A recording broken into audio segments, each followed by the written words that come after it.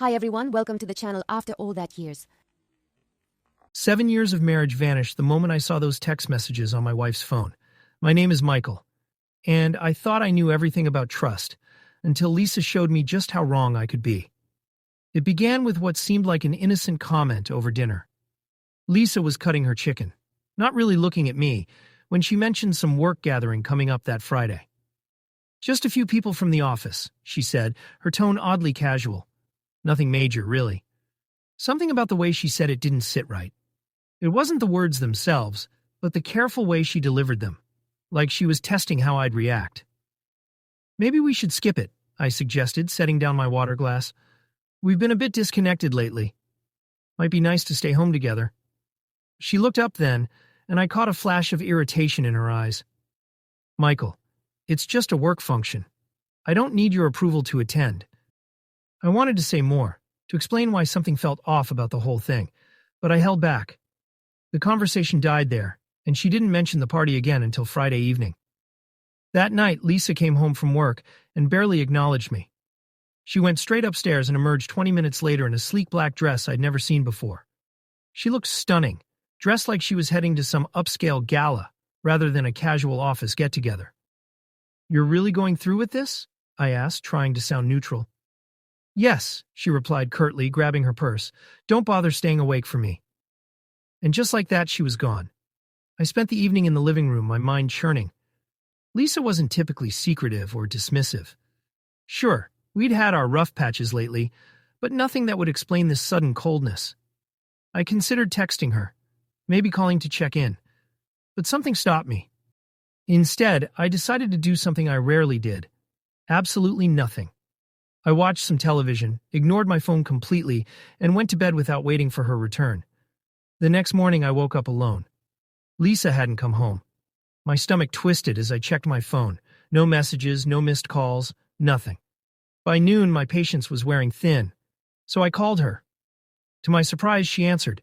"Where are you?" I asked, keeping my voice steady. "I stayed at Kelly's place," she said casually, like spending the night away without telling me was perfectly normal. "Why didn't you let me know?" There was a pause. "I didn't think you care, Michael. You made it pretty clear last night that you were fine managing without me." Her words stung, but something in her tone felt rehearsed, like she'd practiced this response. "Which friend?" I pressed. "Why does it matter?" she snapped. "I'll be home in a bit." The line went dead.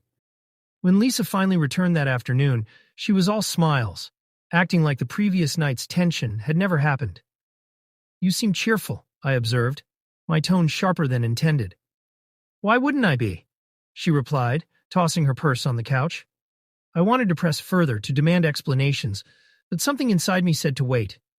If she was hiding something, I needed to be smart about discovering it. That's when I decided to look at her phone. She'd left it charging on the kitchen counter while she went upstairs to shower.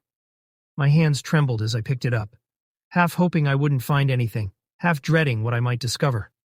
It didn't take long. The messages weren't from Kelly or any mutual friend we had. They were from someone named Tyler, a name I'd never heard her mention. "Last night was incredible. Can't stop thinking about you.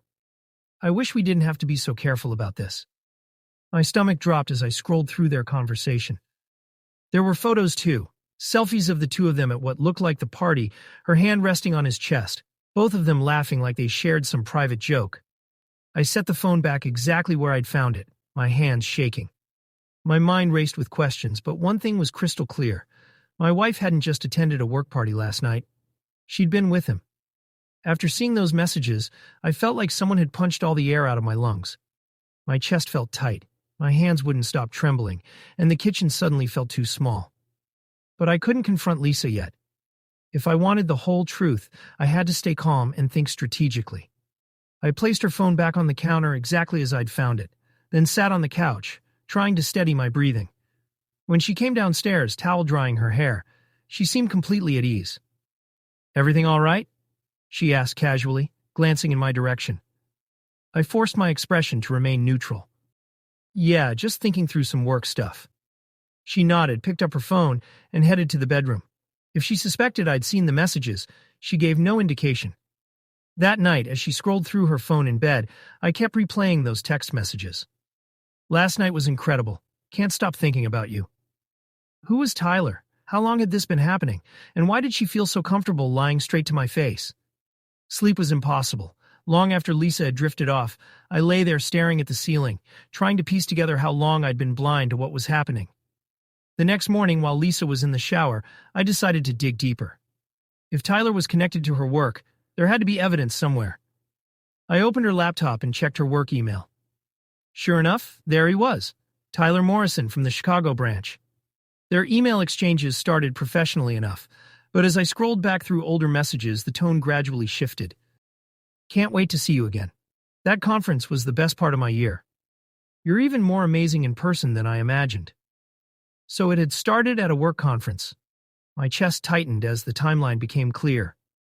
When Lisa emerged from the bathroom, I was back in the kitchen, pretending to make breakfast. "What's on your schedule today?" I asked, trying to sound casual. "Oh, nothing too exciting," she replied. "Just some errands, maybe meeting someone for coffee." "Anyone I know?" I asked, my stomach nodding. She hesitated, just for a moment, but long enough for me to notice. "No, just someone from the gym." Another lie. Lisa didn't even have a gym membership. That afternoon, I did something I never thought I'd do. I followed her. She left the house around 2 o'clock, wearing that same black dress from Friday night.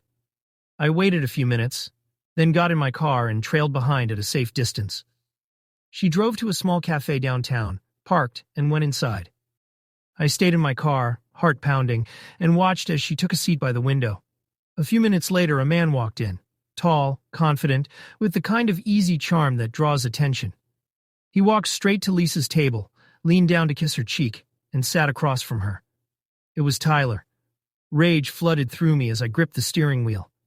Part of me wanted to storm into that cafe and confront them both right then. But I knew better. If I lost control, I'd lose any advantage I had. Instead, I pulled out my phone and took photos. Lisa laughing with Tyler, Tyler reaching across the table to touch her hand, Lisa leaning in close with an expression of affection she hadn't shown me in months. I sat there for nearly an hour, watching them carry on like lovers without a care in the world. When they finally left the cafe, I followed them to a nearby park. They walked hand in hand, talking and laughing, looking every bit like a couple deeply in love. By the time I got home, my head was spinning. I had all the proof I needed, but I still didn't know how to handle it. Should I confront Lisa immediately, or should I gather more evidence first? That evening, I barely spoke to her. She didn't seem to notice. Or maybe she just didn't care. When she finally went to bed, I sat alone in the living room, staring at the photos on my phone. This wasn't paranoia or jealousy anymore. This was reality. My wife was cheating on me, and I had to decide what to do about it. The next morning, Lisa acted like nothing had changed. She chatted over breakfast, scrolled through her phone, made small talk about weekend plans. I watched her carefully, amazed by how easily she could maintain this facade. I needed to get inside her head to see if she suspected I knew anything. So I decided to test the waters. "How was coffee with your gym friend yesterday?"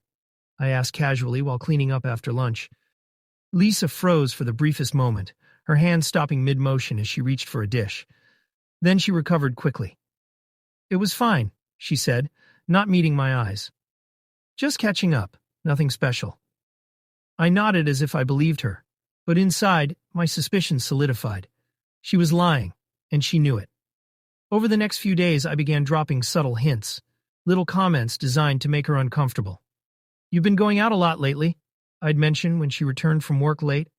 Or when she was texting, I'd glance over and ask, "Who's keeping you so busy these days?" Each time she'd deflect with forced laughter or quick explanations, but I could see the cracks forming. Lisa was getting nervous, and I knew it was only a matter of time before she slipped up. A few days later, I got my opportunity. Lisa left her phone on the kitchen counter while she went upstairs to get something. This time I wasn't looking for text messages. I already knew about Tyler. I wanted to see if there was more I didn't know about. I opened her photo gallery and scrolled past family pictures and random snapshots until I found a folder labeled Work Events. Inside were photos that made my heart sink. Pictures of her and Tyler in various locations. A hotel room, what looked like his apartment, even one taken at a beach somewhere. In one photo, they were standing in front of a bathroom mirror, his arms wrapped around her waist as she smiled into the camera. The intimacy of it made me feel sick. I quickly sent several of the photos to myself, then put her phone back where I'd found it. That evening we were sitting in the living room, the TV on, Lisa absorbed in her phone as usual, when I decided to make my move. "I've been thinking about us lately," I said. She looked up, surprised. "Oh? What about?" "I feel like there's this distance between us," I said carefully. "Like we're not being completely honest with each other. Do you feel that too?" She hesitated, her expression guarded. "I suppose things have been a little strained. Work stress, life in general, it all adds up." I leaned forward slightly. "But I think we need to be completely open with each other, Lisa. About everything." I saw panic flash across her face before she forced a smile. "What do you mean?" "I mean that if there's something going on, something you need to tell me, now would be the time." She opened her mouth, then closed it, clearly struggling with how to respond. "There's nothing," she said finally, her voice barely above a whisper. I stared at her for a long moment, my heart pounding. "Okay," I said, leaning back, "if you say so." The next morning I put my plan into action. I printed out one of the photos, the one of her and Tyler in front of the mirror, and slipped it into an envelope. Then I tucked the envelope into her purse before she left for work. I spent the entire day waiting for her call, my nerves on edge. When my phone finally rang late that afternoon, her voice was shaky. "Michael, we need to talk." "Do we?" I replied calmly. "What about?" "You know what about," she snapped. "Where did you get that picture?" "I think the better question is why that picture exists in the first place." She was quiet for a long moment. "I'm sorry," she whispered. I hung up. When Lisa came home that evening, all her usual confidence was gone. She looked smaller somehow, defeated. Her eyes were red and swollen from crying. "I don't even know where to begin," she said, standing in the doorway.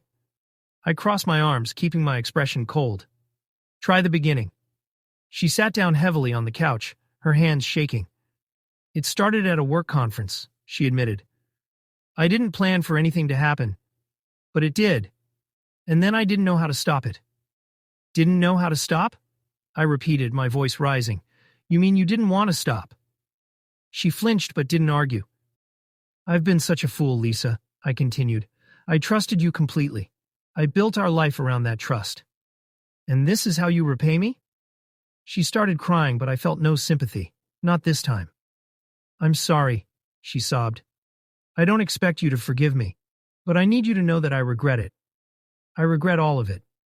I didn't respond. Instead, I walked to the door and opened it. "You can stay at Kelly's tonight. I need space to think." She looked like she wanted to argue, but then she grabbed her purse and walked out. As the door closed behind her, I felt a strange mixture of relief and sadness. This wasn't over, not by a long shot, but it was the beginning of the end. And I knew there was no going back. Lisa didn't come home the next day, or the day after that. She sent one text saying she was staying with a friend and would give me the space I needed. The silence in the house felt oppressive, but I welcomed it. For the first time in weeks, I could think clearly. I spent those days focusing on our two children, Emma and Connor. They didn't know what was happening yet, and I wasn't ready to tell them. All they knew was that Mommy was staying with a friend for a little while. I hated lying to them, but I couldn't bring myself to shatter their innocent view of their mother. Not yet. On the third day, Lisa called. "Michael, can we please talk?" she asked, her voice soft and pleading. "I know you're angry, but I need a chance to explain." I thought about saying no, but something in her tone made me reconsider. "Come by tonight after the kids go to bed." That evening, Lisa walked into our house looking like a shadow of her former self. Her hair was pulled back messily, and her eyes showed the strain of the past few days. "Thank you for agreeing to see me," she said, sitting across from me at the dining table. "Start talking," I said coldly. She took a deep breath, her hands trembling. "I don't know how to begin. I know I've destroyed everything. I know I've hurt you and the kids in ways that can never be undone. But I want to try to fix this. I want to fix us." I leaned back in my chair, incredulous. "Fix us? You think this can be fixed?" "I don't know," she admitted, her voice breaking, "but I have to try. I love you, Michael. I never stopped loving you. What I did with Tyler, it was a mistake, a horrible, unforgivable mistake, but it wasn't because I stopped loving you. I stared at her, anger building in my chest. You call 6 months of lying and sneaking around a mistake, Lisa? A mistake is forgetting to pick up milk. What you did was make a deliberate choice, over and over again. She flinched, tears streaming down her face. You're right, it was a choice.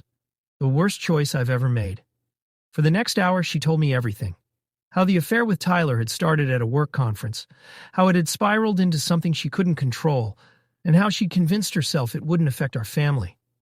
I thought I could keep it separate, she said. I thought it wouldn't impact us. But I was wrong about everything. Her words felt hollow. She sounded sorry, but sorry wouldn't erase the betrayal, the lies, or the pain she'd caused. I don't know if I can ever trust you again, I said finally. You didn't just cheat on me, Lisa. You cheated on our family, on everything we built together. And I don't know if there's any coming back from that.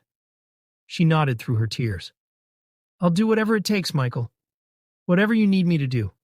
Just please don't give up on us.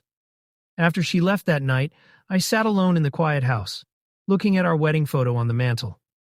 The couple in that picture felt like strangers now. I didn't know who Lisa was anymore, and I wasn't sure I wanted to find out. The next day, I called my attorney. I want to start divorce proceedings, I told him. He didn't ask for details. I'll take care of everything. When Lisa found out, she begged me to reconsider. She promised counseling, promised to cut all contact with Tyler, promised to do whatever it took to rebuild our marriage. But it was too late. This isn't just about what you did, I told her calmly. It's about the fact that I can't look at you without remembering the lies, the betrayal, and all the nights you chose him over our family. I deserve better than that. The kids deserve better. Her tears didn't move me. I had made my decision, and for the first time in months, I felt some peace with it. As the weeks passed, Lisa moved into her own apartment. We worked out custody arrangements for Emma and Connor, and though it wasn't easy, we managed to keep things civil for their sake.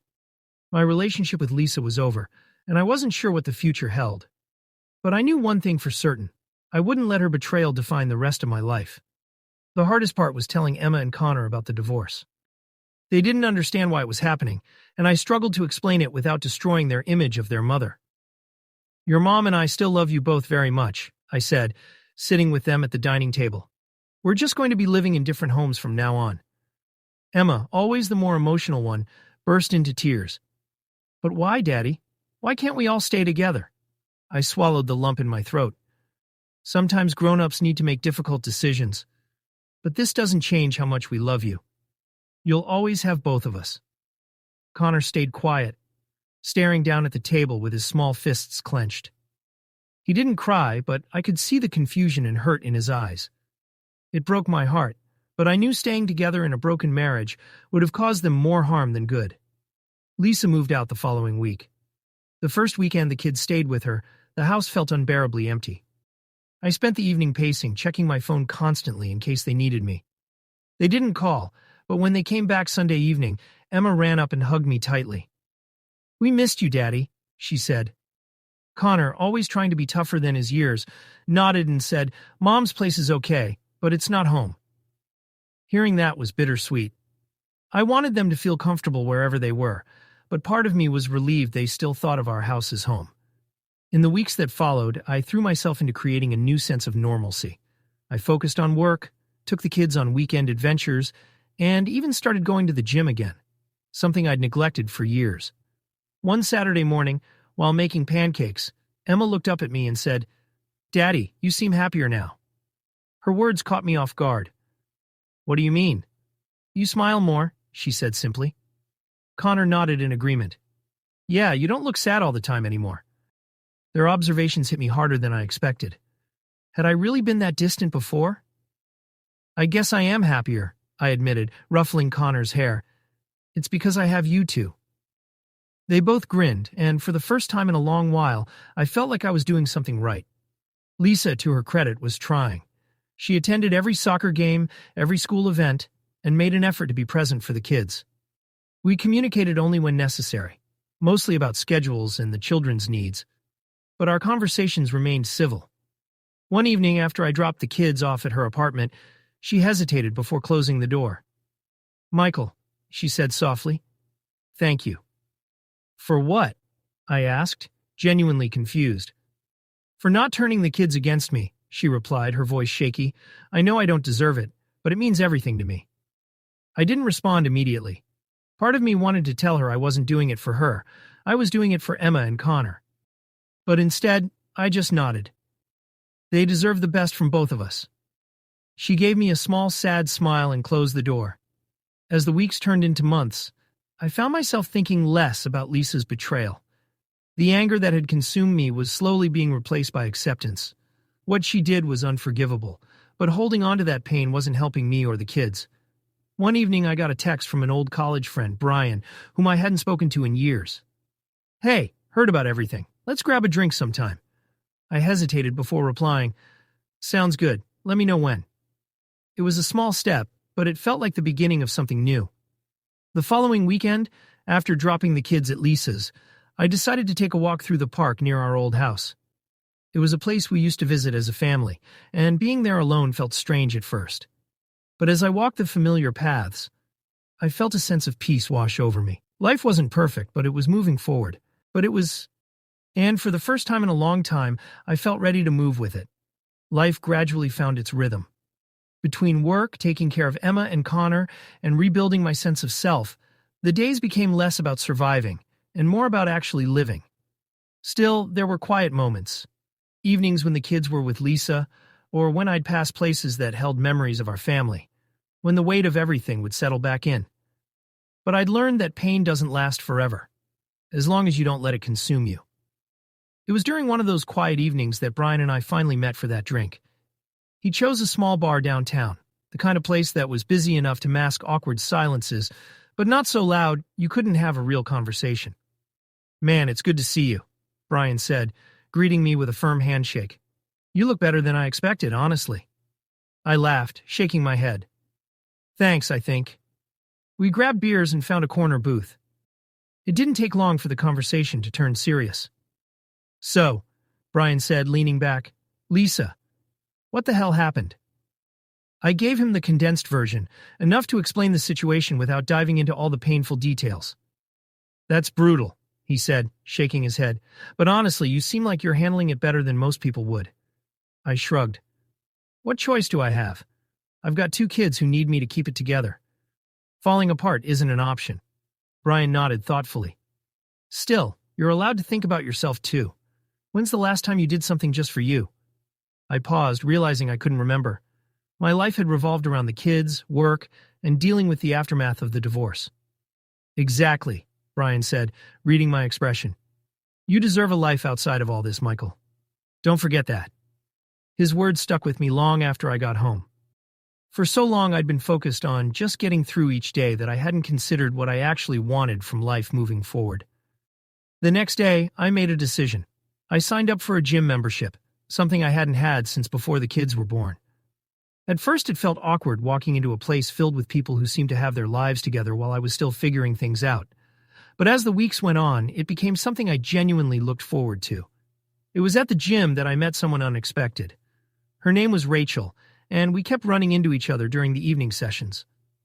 She wasn't flashy or trying to impress anyone, just kind, approachable, and quick to smile. One evening, after weeks of polite nods and casual small talk, she started a real conversation. You're here almost as much as I am, she said with a grin, toweling off after her workout. What's your secret motivation? I chuckled, wiping sweat from my forehead. Trying to rebuild my life, I guess. Her expression softened. That's a good reason. I'm Rachel, by the way.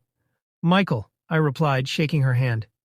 We ended up talking for nearly half an hour, well past the end of my usual workout. She didn't pry into my personal life, and I didn't offer more than I was comfortable sharing. But there was an ease to our conversation that I hadn't felt in a long time. Over the next few weeks, Rachel and I started talking more. We'd share workout tips, exchange funny stories, and occasionally grab a smoothie at the cafe next door. It wasn't anything serious, just 2 people finding comfort in each other's company. But it felt good. One evening, as I was tucking Emma into bed, she looked up at me and said, Daddy, you're smiling more now. I like it. Her words hit me harder than I expected. For so long, I'd been consumed by anger, pain, and resentment. But she was right. I was smiling more. Life was starting to feel lighter. Even Lisa noticed the change during one of our custody exchanges. She hesitated before getting back in her car and said, "You seem different. Better." "I'm trying to move forward," I replied simply. She nodded, her expression unreadable. "I'm glad. You deserve to be happy, Michael." For once, her words didn't sting. They felt genuine, and for the first time, I didn't feel the need to analyze or second-guess them. Life wasn't perfect, but it was moving in the right direction. And for the first time in what felt like forever, I was moving with it. The weeks turned into months, and I found myself embracing this new chapter of my life. Co-parenting with Lisa wasn't always smooth, but we'd established a routine that worked for Emma and Connor's sake. The tension that once defined our interactions had mostly faded, replaced by a quiet understanding that our marriage was over, but our roles as parents were permanent. Rachel and I continued to see each other, and eventually, our casual conversations evolved into something more. One evening, after a particularly good workout, she suggested grabbing dinner instead of our usual smoothies. "I feel like I know your entire gym routine," she teased, "but I don't know much about you outside of here. Let's change that." For a moment I hesitated. It had been years since I'd been on anything resembling a date, and part of me wasn't sure I was ready. But there was something about Rachel's easy smile and genuine warmth that made me say yes. We met at a small Italian restaurant that night, the kind of comfortable, unpretentious place where the focus is on good food and conversation. Over pasta and wine, we talked about everything. Our families, our jobs, our dreams.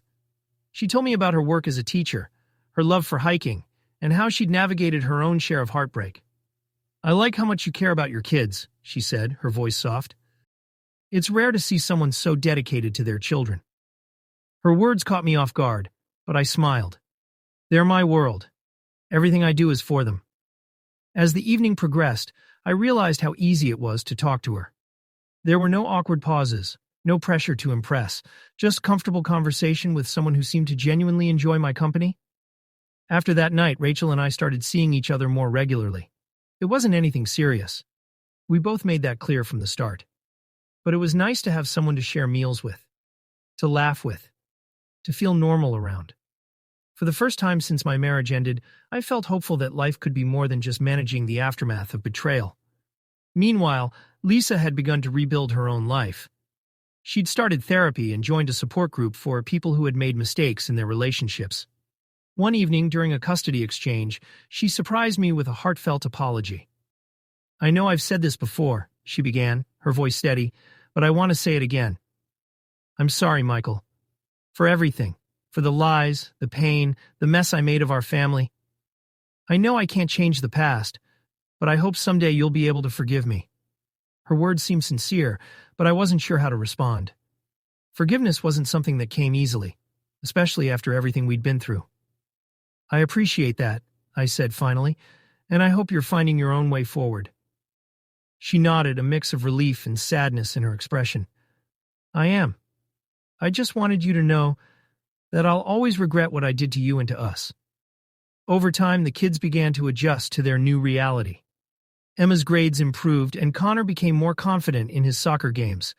They seemed happier, more settled, and that was all I could have asked for. One evening, as we sat around the dinner table, Emma looked up at me and said, "Daddy, are you happy now?" Her question caught me off guard, but I nodded. "I think I'm getting there, sweetheart. How about you?" She grinned. "I think we're all happier now." Later that night, as I tucked the kids into bed, I realized she was right. Life wasn't perfect, but it was better.